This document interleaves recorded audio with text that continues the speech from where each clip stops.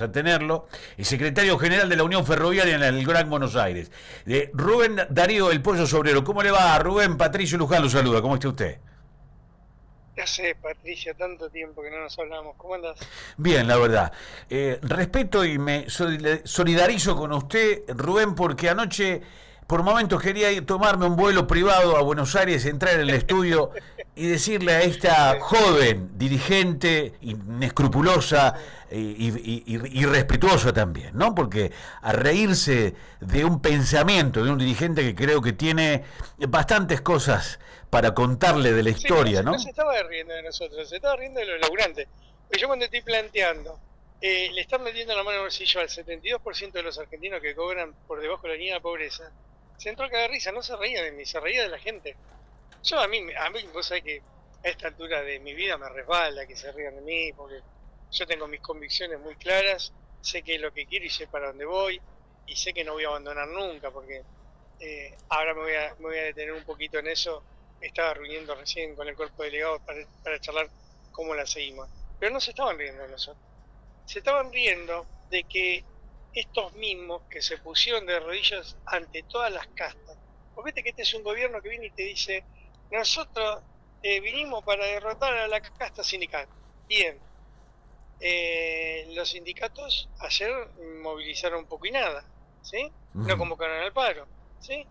Después nos venimos a enterar que entre negociaciones de bambalinas, no enteramos por qué no convocan al paro, por qué no convocan un plan de lucha. Porque les mantuvieron el 2% de la cuota solidaria, es parte de la caja de los gremios. Entonces te pusiste de rodillas ante los gremios. Te pusiste de rodillas ante los banqueros, que te pusieron el grito en el cielo porque vos querías poner los sueldos para las billeteras virtuales, te fueron los banqueros, te apretaron un poquito y te arrodillaste ante los banqueros y dijiste, no, lo manejan ustedes. Te arrodillaste ante los gobernadores, porque le tuviste que dar obras para que te voten una ley, y cuando ellos te dijeron, no le bajes el impuesto a la ganancia a los empresarios porque eso me toca en mi caja, le aceptaste eso, te pusiste de rodillas ante los gobernadores. Es decir, este gobierno que venía frente a la casta se arrodilló ante toda la casta y a los únicos que perjudicó fue a los laburantes y a los jubilados. Yo creo que Entonces, el relato tan extraviado de la realidad de las certezas y las incertidumbres es eso, digamos. La sociedad debe saber que esta discusión que ha llegado tal vez en momentos en la profundidad de lo más triste que tiene un ser humano, que es perder tal vez la dignidad de que en un país que tal vez tiras una semilla, como decía mi abuelo, para atrás y crece algo para alimentarse, tengamos que siempre vivir la misma empantanada, ¿no? Como se dice a veces en el mira, interior. nosotros tenemos que ser pacientes. Aquellos que tenemos responsabilidades de dirigentes, debemos tener la paciencia para que la gente haga la experiencia, porque, a ver, lo primero que uno se tiene que preguntar es por qué está gobernando un tipo como Milei. Primero, yo lo conozco hace 25 años y no voy a hablar desde ni la bronca, ni del dolor, ni de eso. Te voy a hablar desde la coherencia de un dirigente que trata de hacer una descripción lo más cercana a lo real posible. Milei no es un tipo que está en condiciones de gobernar un país. Y te lo digo porque lo conozco hace 25 años. A él y a su familia. Es un tipo que no está en sus cabales. Pero aparte de eso, estamos en manos de representantes del Congreso. Por ejemplo, una línea de Moine que te dice que la Tierra es plana. Un montón de gatos que están ahí porque, yo qué sé, no sé. Gente que no tiene idea de qué es lo que hablan. Recién estaba escuchando el discurso. Esa es Lozada, ¿no? La que pasaste Sí, recién. sí, lo sabe, sí, sí, sí. La verdad que a veces uno dice 40 minutos, claro, dice 12 horas Lozada, debatiendo, digo, Lozada, Lozada me dio un premio a mí hace un par de años atrás como el mejor sindicalista del año. Cuando la veo decir, usted le dio un premio a Sobrero como el mejor sindicalista del año. Me lo ya, no me hagas acordar porque Y ahora, Rubén, Y vos que estás en el Gran Buenos Aires y nosotros también en el Gran Córdoba, ahora el capricho de esta reforma, porque la orden era hasta que no salga la reforma, nadie se mueve de ahí, inclusive parte del gabinete presidencial estaba viviendo en vivo y en directo esta discusión que llevó 12 horas, pero ahora, ¿cuándo llegan los inversores a Argentina en tu percepción? no van a llegar. A ver, primero, esta ley, yo ayer se lo pregunté al aire en un canal que estabas hablando vos. Yo le dije, si la ley es tan buena, ¿por qué tuvieron que coimear a tanta gente? ¿No? Que saltaron, ¿cómo coimear? Sí, porque cuando vos cerrás con un gobernador que le haces una obra a cambio de los votos en contra de los laburantes, vos lo estás coimeando, no lo estás coimeando con plata, ¿sí? Como hizo de la Rúa con la Banelco. Lo estás coimeando de la peor forma. Si vos me votás esto, yo te doy esto. Si no, no te doy nada. Eso es una coima. Y que la sociedad no al tener tanta abrumación de cosas no se detiene un minuto a ver la historia. Recién nombrabas de la Rúa, Banelco. Lo que pasa que, claro, lo que pasa es que uno tiene que pensar, y vuelvo un poquito para atrás, ¿por qué gobierna Milei? Entonces, lo que nosotros antes que nada, tenemos que entender es por qué gobierna Milei. Y evidentemente se han cometido muchísimos errores en la política, en los gremios, en los empresarios, que han llevado a que un sector de la sociedad esté harta y que busque la salida más si vota este loco, va a estar en contra de la casta, va a estar en contra de todo el mundo. Está bien, después la realidad, las consecuencias pues se pagan. Pero vos tenés un sector muy grande de la sociedad que no escucha, que te dicen, estoy podrido de lo viejo, estoy podrido de esto, estoy podrido de lo otro, poner el nombre que quieras, y entonces voto Milei y esa gente va a tener que hacer su experiencia. Y la están haciendo. Por ejemplo, muchos de los compañeros que ayer vinieron a la marcha con los ferroviarios, muchos habían votado a Milei, muchísimos. Sin embargo, ayer estaban en la marcha, estaban puteando el gobierno, estaban diciendo no te voto más. Ese proceso se va a ir dando como se dio en los años 90, te recordarás, con Menem. Sí, claro. Menem era Gardel y Lepera hasta que un día empezaron a cantar El Turco nos cagó y a partir de ese momento empezó la decadencia. Este es un gobierno que tiene fecha de vencimiento. No nos engañemos, no es un gobierno fuerte.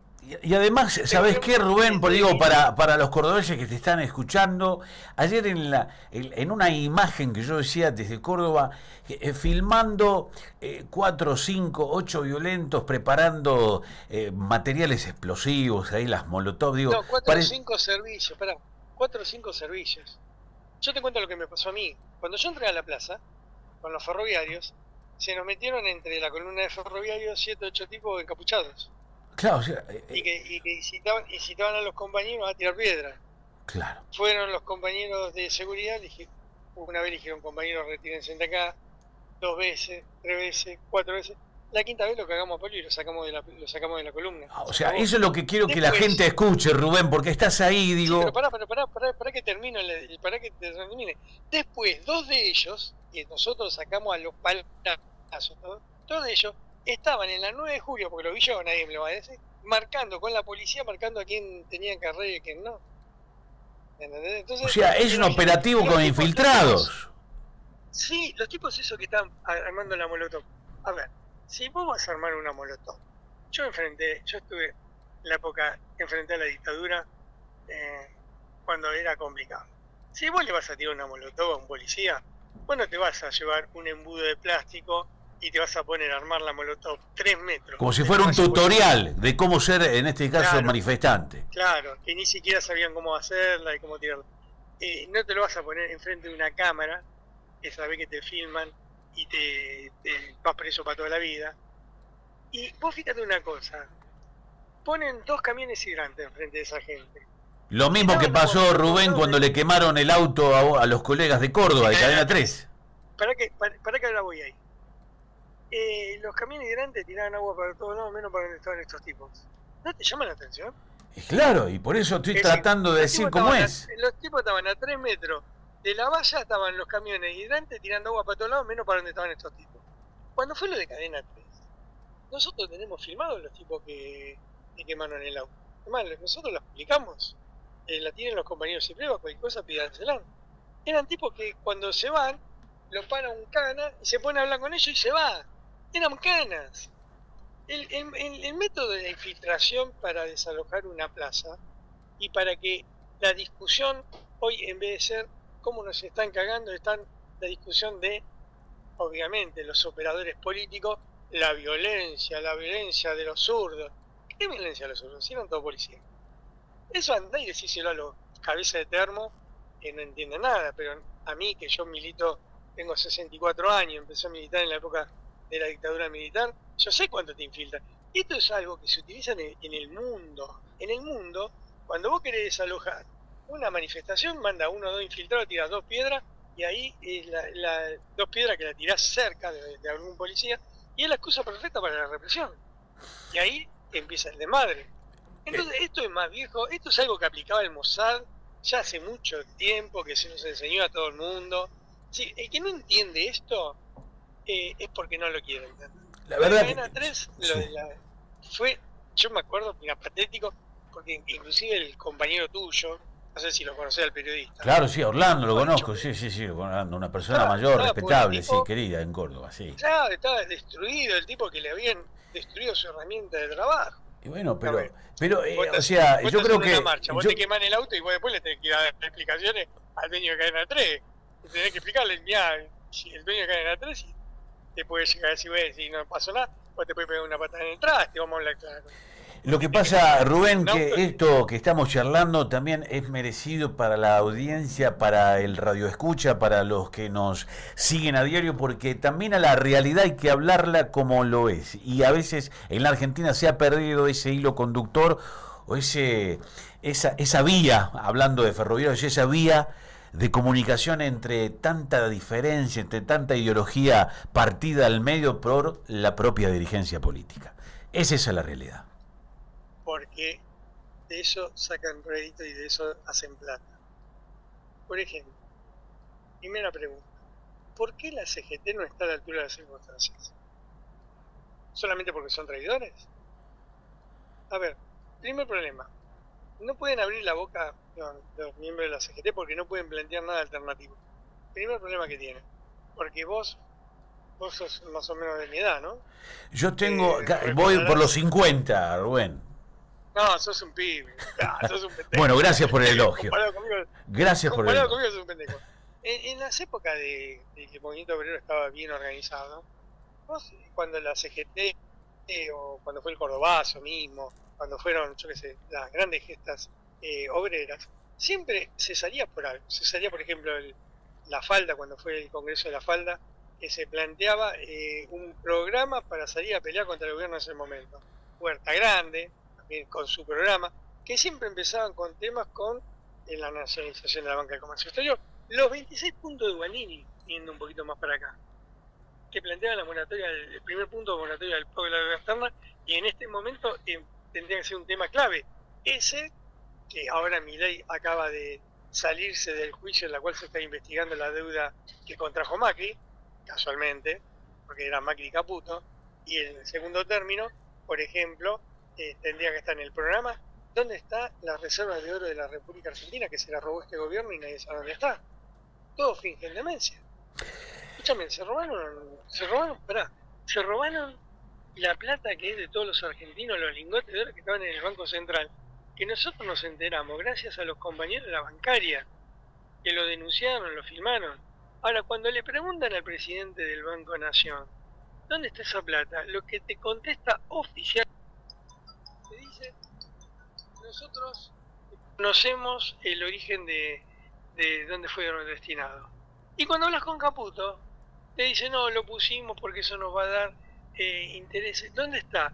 Y no te contestan. Nosotros sabemos que está en Inglaterra.